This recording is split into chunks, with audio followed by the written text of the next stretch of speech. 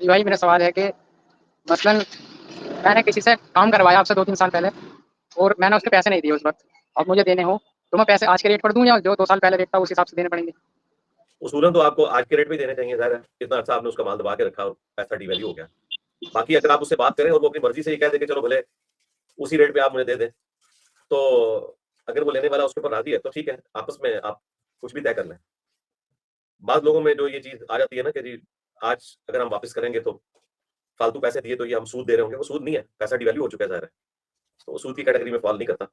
अगले ज़मानों की मिसाल देना इसलिए गलत है कि उस ज़माने में सोने और चांदी के सिक्के इस्तेमाल होते थे करेंसी के तौर पे। उनकी वैल्यू वही होती थी, इंट्रिंसिक वैल्यू और फेस वैल्यू बराबर होती थी। लेकिन अब चूँकि करेंसी नोट है, करेंसी नोट की कीमत वक़्त के साथ डाउन हो जाती है। इसलिए हम दोस्तों को ये मशवरा देते हैं कि अगर आपने किसी को उधार देना है या लेना है तो वो सोने के इक्विवेलेंट किया करें, ताकि पैसा डिवैल्यू होने वाला मसला ही खड़ा ना हो। आज की डेट में जो सोने का रेट है उसके एतबार से अगर आप किसी को कर्ज़ा देते हैं, उसे कहें भई जब भी तुम वापस करोगे मैं इतना सोने के रेट के एतबार से तुमसे लूँगा, ताकि वो मसला ही खत्म हो जाए। लेकिन अगर कोई शख्स खुद से छोड़ना चाहता है, 1-2 साल में इतना पैसा डिवैल्यू नहीं हुआ और वो कहता है कि ठीक है यार मुझे तुम पुराने रेट पे भी दे दो, तो ठीक है। तो लेने वाले की मर्ज़ी है ना, वो चाहे तो छोड़ सकता है।